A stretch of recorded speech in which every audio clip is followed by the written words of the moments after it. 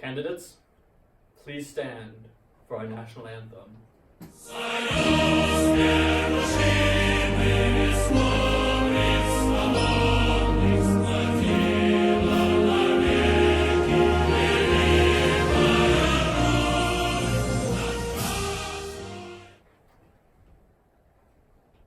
Good afternoon, America. It is November 6, 2040, and we're here at your national and completely unbiased news network to follow the presidential election. Because we paid billions of dollars into their totally unaffiliated super PACs, we now have both candidates here tonight to discuss the issues that really matter to today's America.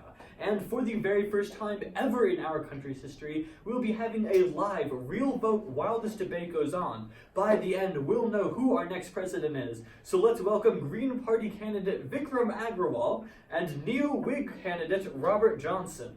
Hello everyone, glad to be here. Well, I'll be happier once the future of AI in our country is secure.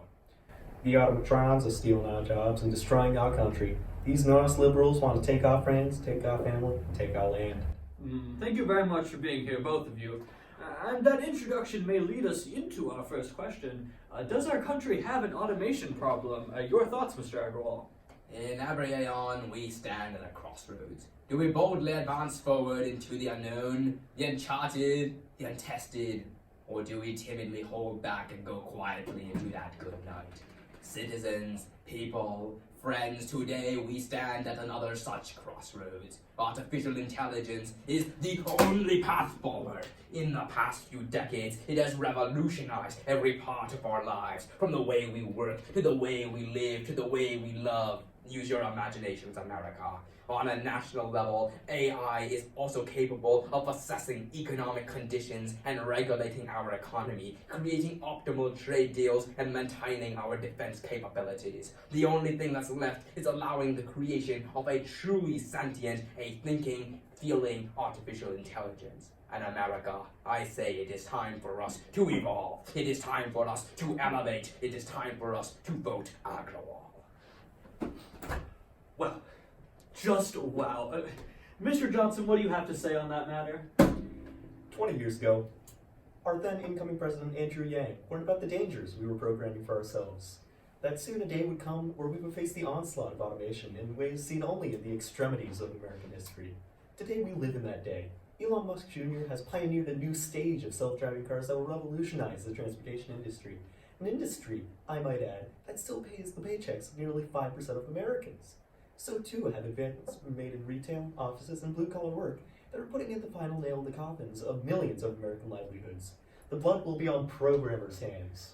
Vikram, do you have anything to This add? idea is ridiculous. Technological innovation has always brought about new wealth and prosperity, and it will continue to whether or not it comes from the steam engine or artificial intelligence. This is a clear example of creative destruction. Sure, there will be no jobs driving trucks around, but new possibilities will be open for all Americans. Jobs you can count on if you vote for me tonight, America. And who's teaching all these rural Americans, who I've always supported, the skills for these new jobs? After the failure of the 2024 Public University Initiative, colleges have gotten more expensive than ever.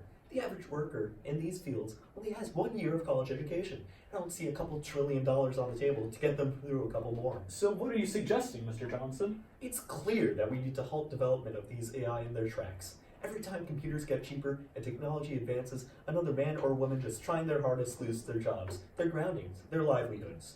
In the face of an extreme problem, we must come to an extreme solution, incentivizing companies to hire real workers, and placing real disincentives to businesses trying to ignore their social responsibilities with ever more advanced ones and zeros. That's absolutely insane. If we halted development of the printing press to protect copiers, we would still be waiting centuries for a single copy of any book. If we had started incentivizing companies to hire real workers during the invention of the steam engine, we would still be trying to deliver important cargo through a handful of above-average canoers. Innovation may create some road bumps at first, but for the long term, we must not just allow, but strive for technology and automating in our lives. Then it's the government's job to pick up the people let down and bring them to a new and better place. Okay, candidates, let's calm down a bit. As it turns out, the equal time rule still exists, so we're legally required to give new Federalist candidate Akash Mishra a seat at the table. So let's all give a small round of applause to the third party candidate. Thanks, guys. I'd like to thank the establishment, the laws of 1934, my mom, my dad. All right, moving on. What do you think about the whole automation debate? I think both sides are right. Automation is a problem we have to face, but that doesn't mean we have to take such a crazy approach one way or another. Right, guys? I mean, automation comes with its benefits. National growth, better living conditions, cheaper products, safer and more effective workplaces. Just because there's some negatives doesn't mean we should, toss all of these to the side. But we also have to consider some drawbacks. When the Industrial Revolution first happened in Britain, people were rioting on the streets when they lost their jobs. And that's, not too ideal of a thing to happen. And so when automation and innovation does come, so does income inequality. It's one of those many factors that lead to an insane inequality during the 20s. And we can't have that happening again, right? That sounds like a fence sitter. And they get zeros on the FRQs. The what? Never mind. What on earth are you suggesting anyways, then? I think we need to enable a new era in the information age, but we need to make it work for everyone. We should tax businesses using AI not to de-incentivize them, but so we can design programs to find new jobs for the people that need them. We need to care about the people and make sure everyone succeeds together. Nah. No. Oh, okay. Well, I'm glad the major candidates could agree on something, and it looks like your time is up, Mr. Mishra. Thanks for participating. You're not appreciated. I'll be back. I'm sure you will. Now, candidates that actually have a chance in our two-party electoral system. On to more important topics. It seems like the whole automation topic is really heating up and improving our ratings, so let's focus a little bit more on that. If this job loss is inevitable, then who should pick up the slack? Well, you see, back in the early 2000s, automation began taking over jobs that didn't require too much complex thought. We're talking about the truck drivers, the grocery store workers, who lost their jobs throughout the years. Now, though, they're not the only ones in danger. With newer, more complex algorithms, technology is developing to a point where more white-collar jobs are in danger too. Now the question is what we have to do about it. However, as we learned in the early 2000s, America doesn't think that the government should play any role in making these new jobs. We're a land of freedom, and that means freedom from paying higher taxes, and freedom to work for yourself and find work for yourself. To answer your question, the people who should pick up the slack and create a more productive economy are the people themselves. I stand behind the American people in this belief, and I actually believe that. And what about the freedom to live, Mr. Johnson? How can you turn your back on artificial intelligence that increases the efficacy and safety of surgeries, saving thousands of lives every year? How can you turn your back on machine learning that optimizes agricultural yield, feeding millions of hungry children every day? How can you turn your back on artificially intelligent learning programs, teaching our children, our next generation, the skills needed not just to survive, but to thrive in this changing world? Fundamentally, AI is better than human beings at literally everything, and human beings deserve the benefits of those improvements. And if a few human beings who quite frankly cannot keep up have to lose their jobs, so be it. Can't always be a snowflaking, you socialist. You cold-hearted elitist socialist Oh, Darwinist! hey now, let's calm down on the name calling. Unless we got a spike in viewership? No. Let's calm down on it. So, what were you saying, Mr. Johnson? Thank you. As I was saying, job loss is inevitable in some sectors of the economy, and that's not a good thing. But people have to pick themselves up by their bootstraps here and find their own way. It's the American dream. Well, you see, it's been found that automation affects low-skilled work, predictable work that is perfect for young men and women to gain some crucial experience. Automation would leave teenage jobs practically obsolete, taking away all the knowledge and experience to be gained with it. The youth may receive more education as it's placed higher and higher as a priority, but we can see historically and through everyday life that book smarts is never enough to succeed. The skills that jobs teach teenagers have got to equip them with the right tools for the rest of their lives. Let me ask you, Mr. Agrawal, do you not want our children to have these experiences? Should robots have them instead? Do you not care about them at all? You must hate children. Do we really want to listen to a man who hates children?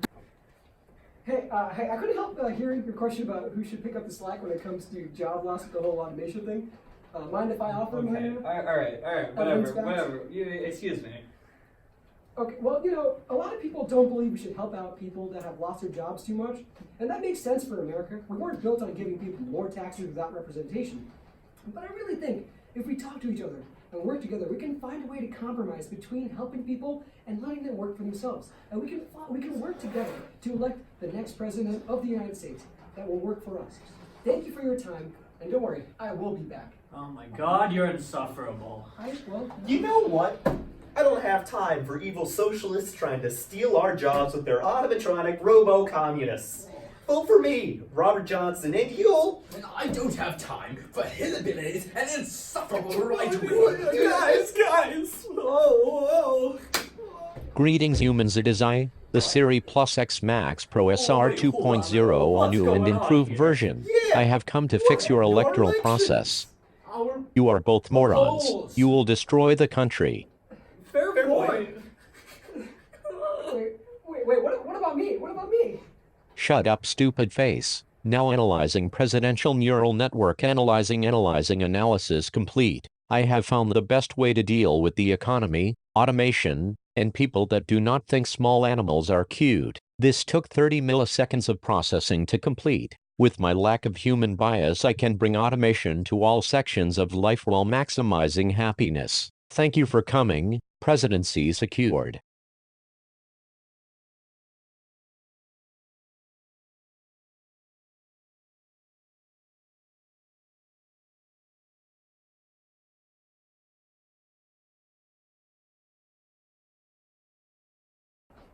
Candidates, please rise for our national anthem.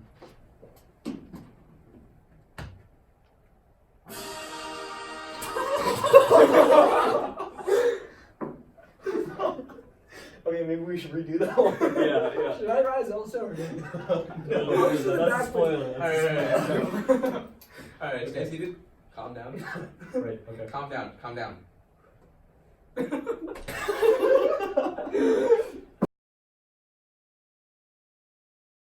And what about the freedom to live, Mr. Johnson? What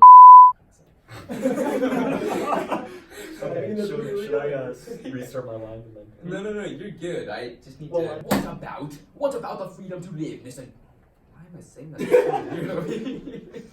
What about the freedom to live, Mr. Johnson? What about? No, it's almost like a Chinese accent.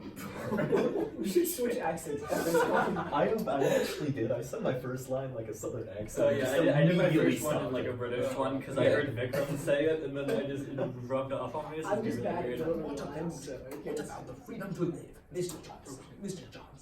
Mr. Johnson is so hard to say in a British accent. Mr. Johnson. It's a British name, so I mean. Yeah.